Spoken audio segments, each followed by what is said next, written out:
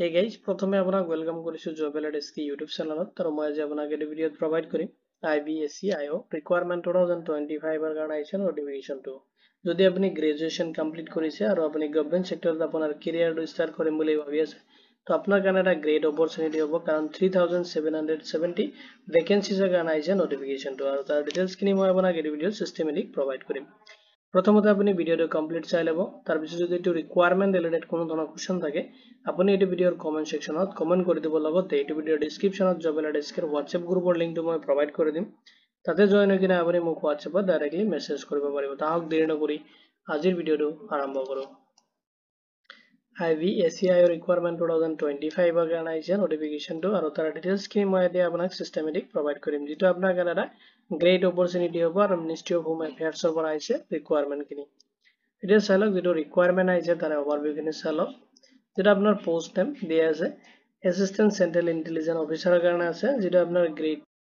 2 oblique executive পোস্টের কারণে আছে রিকোয়ারমেন্টখিনি অর্গানাইজেশন ইন্টেলিজেন্স ব্যুরো যেটা মিনিস্ট্রি অফ হোম এফেয়াৰ্সৰ পৰা আহিছে ৰিকোয়াৰমেন্টখিনি টোটাল ভ্যাকেন্সিজ আছে 3717 পোস্টৰ কাৰণে আহিছে ৰিকোয়াৰমেন্টখিনি এপ্লিকেশন যেটো মোড হয় আপুনি অনলাইনত এপ্লিকেশন কৰিব লাগিব কেনেকৈ আপুনি অনলাইনত এপ্লিকেশন কৰিব সেইখিনি প্ৰসেস মই আপোনাক এই ভিডিঅ'ৰ লাষ্টত প্ৰভাইড কৰিম Application already start হৈছে 19 July 2025 ৰ পৰা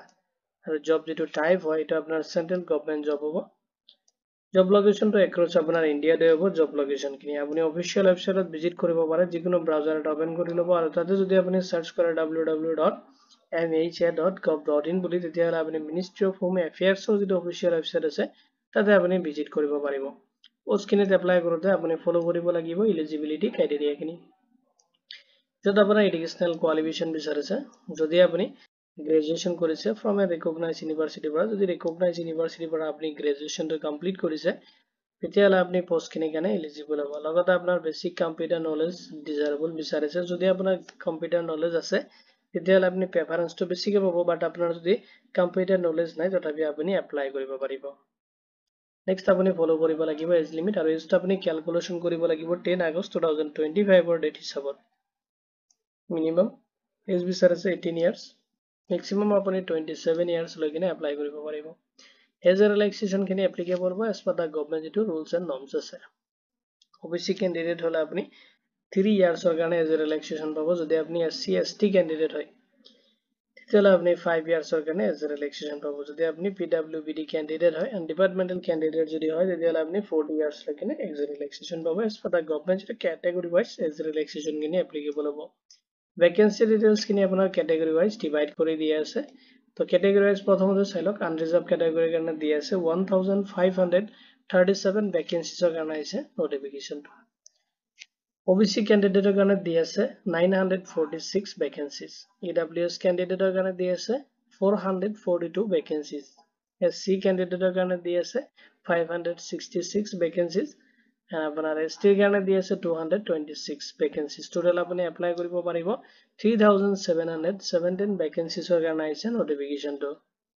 এতিয়া চাই লওক salary যেটো আপুনি ৰিসিভ কৰিবে তো salary যেটো পে লেভেল হয় 7 হ'ব তো আপুনি salary ৰিসিভ কৰিব 44900 ৰ পৰা লৈ কিনে 142400 লৈ কিনে per month আপুনি ৰিসিভ কৰিব লগতে আপোনাৰ আদাৰ যিখিনি allowances খিনি আছে এটো প্লাস কৰি দিয়া হ'ব ইন হেন আপুনি salary যেটো approximate আপুনি 80000 ৰ পৰা লৈ কিনে 90000 লৈ কিনে আপুনি per month ৰিসিভ কৰিব আৰু ভ্যাকেন্সি কিনেত আপোনাৰ কিছুমান ক্ৰাইটেৰিয়া হ'ব যেটো সিলেকশন প্ৰসেছত এপ্লাই কৰা হ'ব সিলেকশন প্ৰসেছত প্ৰথমতে আপুনি অবজেক্টিভ যেটো ৰিটেন টেষ্ট হয় এটা আপুনি এটেম্প কৰিব লাগিব যত আপোনাৰ জেনাৰেল এৱাৰনেস কোয়ান্টিটেটিভ এবিলিটিজ যেটো লজিক্যাল ৰিজনিং এণ্ড ইংলিশৰ ওপৰত থাকিব কোৱেশ্চনখিনি আপুনি তাতে চেক কৰিব লাগিব নেক্সট আপোনাৰ যেটো ল্যাঙ্গুৱেজ পেপাৰ হয় ডেসক্ৰিপটিভ টেষ্ট এটা হ'ব তাতে আপুনি ল্যাঙ্গুৱেজ পেপাৰটো দিব নেক্সট আপোনাৰ ইন্টাৰভিউ হ'ব আৰু আপোনাৰ ফাইনাল সিলেকশন খিনি কমপ্লিট কৰা হ'ব important dates খিনি চাই লওক অফিশিয়াল নোটিফিকেশন 14 জুলাই 2025 ত ৰিলিজ কৰি দিয়া হৈছে আৰু এপ্লাই আপুনি অনলাইন কৰিব পাৰিব যদি এপ্লাই ষ্টাৰ্ট হৈছে 19 জুলাই 2025 ৰ পৰা তো লাষ্ট আপুনি এপ্লাই কৰিব পাৰিব 10 আগষ্ট 2025 লৈকিনে আৰু যেটো পেমেন্ট হয় এটা আপোনাৰ যেটো পেমেন্টৰ ডেডলাইন দি আছে 12 আগষ্ট 2025 লৈকিনে লাষ্ট পেমেন্ট কৰিব পাৰিব এক্সাম ডেটটো এতিয়ালৈকে এনাউন্স কৰা হোৱা নাই এটা চালক কেনেকৈ আপুনি এপ্লাই কৰিব প্ৰথমতে অফিশিয়াল ওয়েবসাইটত ভিজিট কৰিব আপুনি ফাইন্ড আউট কৰিব লাগিব যেটো ৰিকোয়াৰমেন্ট আহিছে লেটেষ্ট এইটো ৰিকুৱাৰমেণ্ট আপুনি ফাইণ্ড আউট কৰিব লাগিব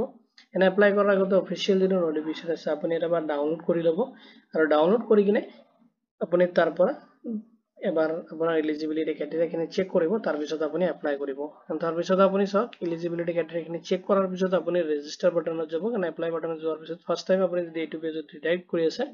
ৰেজিষ্ট্ৰেচন কৰিব এপ্লিকেশ্যন ফৰ্মটো ফিল আপ কৰিব আপুনি ৰিকুৱাৰমেণ্ট ডিটেইলছখিনি লগত লৈ কিনে আপলোড কৰিব লাগিব ৰিকুৱাৰমেণ্ট ডকুমেণ্টছ ফটো সিগনেচাৰ ডকুমেণ্টছখিনিৰ লগত যিখিনি ৰিকুৱাৰমেণ্ট আপলোড কৰিব লাগিব ডকুমেণ্টছখিনি এপ্লিকেশ্যন ফি আপুনি পেমেণ্ট কৰিব লাগিব যিটো কেটেগৰী ৱাইজ দিয়া আছে নেক্সট আপুনি ফৰ্মটো সাবমিট কৰিব লাগিব এজ এ ফিউচাৰ ৰেফাৰেন্সৰ কাৰণে আপোনাৰ যেটা এপ্লিকেশ্যন একনলেজমেন্ট ৰিসিপ্ট লগত আপোনাৰ পেমেন্ট ৰিসিপ্টটো আপুনি প্ৰিন্ট আউট ৰাখিব এপ্লিকেশ্যন ফি এপ্লাই কৰোতে আপুনি এপ্লিকেশ্যন ফি পেমেন্ট কৰিব লাগিব আৰু পেমেন্টখিনি কেটেগৰী ৱাইজ ডিভাইড কৰি দিয়া আছে যদি আপুনি আনৰিজাৰ্ভ OBC EWS ক্যান্ডিডেট হয় তেতিয়াহ'লে আপুনি 100 প্লাস 500 আৰু প্ৰসেসিং চাৰ্জ আপুনি পেমেন্ট কৰিব লাগিব যদি আপুনি SC ST candidate and female candidate হয় তেতিয়াহ'লে আপুনি 500 অনলি এণ্ড আপোনাৰ প্ৰসেসিং চাৰ্জখিনি আপুনি পেমেন্ট কৰিব লাগিব তাৰ চালক এপ্লাই কৰাৰ আগতে যেটো লেটেষ্ট এভয়েড কৰিব আপুনি যেটো লাষ্ট মিনিট থাকে তাৰ আগতে আপুনি এপ্লাই কৰি দিব লাষ্ট ডেটৰ আগতে এণ্ড আপুনি ডকুমেণ্টছখিনি ভালকৈ স্ক্যান কৰি ল'ব এপ্লাই কৰাৰ আগতে আপুনি যেটো অফিচিয়েল নোটিফিকেশন আছে এবাৰ আপুনি এটো ৰিড কৰি ল'ব এণ্ড আপুনি এক্সামৰ কাৰণে যেটো কোৱেশ্চন পেপাৰ থাকে তাৰ কাৰণে আপুনি প্ৰিপাৰেচন থাকিব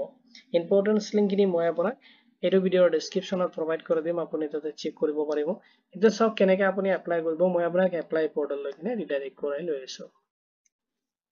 এতিয়া চালক যেটো এপ্লাই লিংক আছে মই এইটো ভিডিওৰ ডেসক্ৰিপচনত প্ৰভাইড কৰি দিম তাতে যদি আপুনি ক্লিক কৰে ডাইৰেক্টলি আপুনি যেটো এপ্লাই পৰ্টেলত তাতে আপুনি ৰিডাইৰেক্ট হ'ব পাৰিব প্ৰথমতে চালক যেটো ফাৰ্ষ্ট টাইম আপুনি এইটো পেজত ভিজিট কৰিলে আপুনি ৰেজিষ্ট্ৰেচন কৰিব লাগিব তাৰ পিছত আপুনি লগইন কৰিব পাৰিব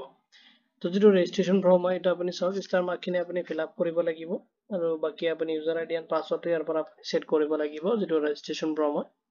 প্ৰথমতে চালক আপুনি যেটো পোষ্টৰ কাৰণে এপ্লাই কৰিব যেটো পোষ্ট নেমটো আপুনি ইয়াৰ পৰা সিলেক্ট কৰিব লাগিব সিলেক্ট কৰিলে ড্ৰপ ডাউনত আপোনাৰ আহি যাব আপুনি জাস্ট তাৰ পৰা সিলেক্ট কৰিব লাগিব নেক্সট চালক ক্যান্ডিডেটস এণ্ড এপ্লিকেন্ট ফুল নেমটো দিবা দিছে আপোনাৰ যেটো ডকুমেন্টছ আছে সেইটো হিচাপত আপোনাৰ যেটো ফুল নেম হয় এটা আপুনি তাতে ফিল আপ কৰিব নেক্সট আপোনাৰ ভ্যালিড এটা মোবাইল নাম্বাৰ আপুনি ইউজ কৰিব নেক্সট আপুনি মোবাইল নাম্বাৰটো কনফাৰ্ম কৰিব লাগিব নেক্সট অল্টাৰনেটিভ মোবাইল নাম্বাৰ যদি আপুনি দিব খোজে এটো আপুনি দিব পাৰে নহলে আপুনি ব্ল্যাঙ্ক ৰাখিব পাৰে এক্টিভ এটা ইমেইল আইডি আপুনি ইউজ কৰিব নেক্সট আপোনাৰ ইমেইল আইডিটো আপুনি কনফাৰ্ম কৰিব লাগিব এণ্ড আপুনি জেনাৰেট OTP কৰিব লাগিব আপোনাৰ ইমেইল আইডি এণ্ড মোবাইল নাম্বাৰত আপোনাৰ OTP এটা জেনাৰেট হ'ব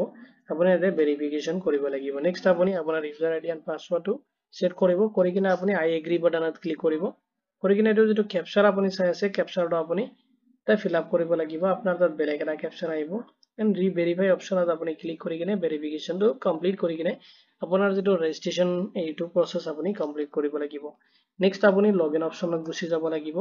আৰু লগইন অপচনত যোৱাৰ পিছত আপোনাৰ যেটো লগইন পেজ হয় তাতে আপোনাৰ কিছুমান ডিটেইলছ ফিল আপ কৰি কিনে আপুনি লগইন কৰিব লাগিব এতিয়া চাওক মই লগইন পেজটো আপোনাক দেখাই আছো